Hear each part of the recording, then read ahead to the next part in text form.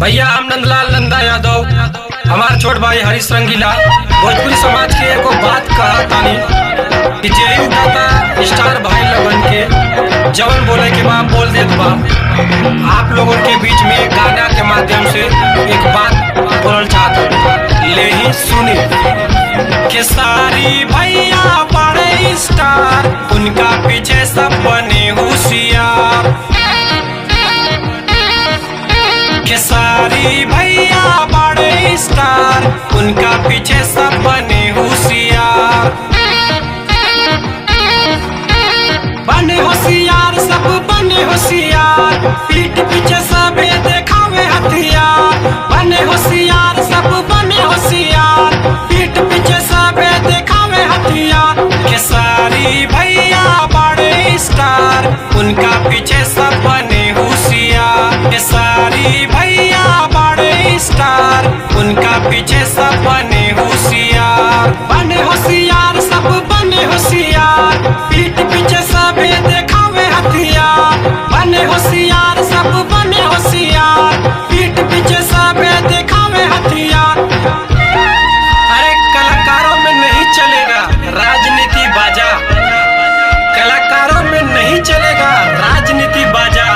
काहे से कि हमार दिनेश भैया, पवन भैया, खेसारी भैया हवन भोजपुरिया राजा।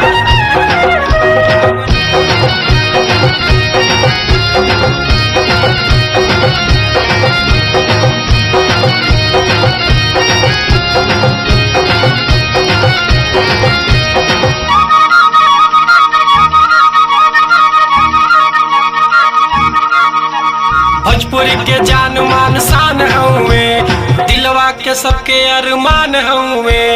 भोजपुरी के जान मान शान हुए, दिलवा के सबके अरमान हुए। जान हुए अरमान हुए, दिलवा के सबके उसान हुए। छुअला से पहले तू जर जाइबा, साच कही बाबू तू मर जाइबा।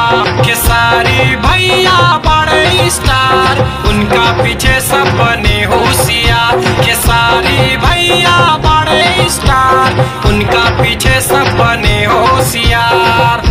जैसे नदी में गंगा जमुना सरस्वती, वैसे भोजपुरी में तीन महारथी।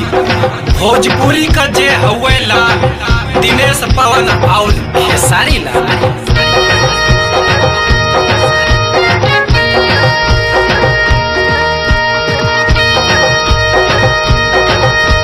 निरहुआ पवन खेसारी के बोली, बोले वाला बोले ला मारब गोली। निरहुआ पवन खेसारी के बोली, बोले वाला बोले ला मारब गोली। मारब गोली हो मारब गोली, बोले वाला बोले ला मारब गोली। नंदलाल नंदा हरीश के बोली, मारे वाला बोले ला मारब गोली। खेसारी भैया बड़े स्टार, उनका पीछे सब बने होशियार। खेसारी भैया बड़े स्टार, उनका पीछे सब बने होशियार। बने होशियार सब बने होशियार, पीठ पीछे सबे देखावे हथियार।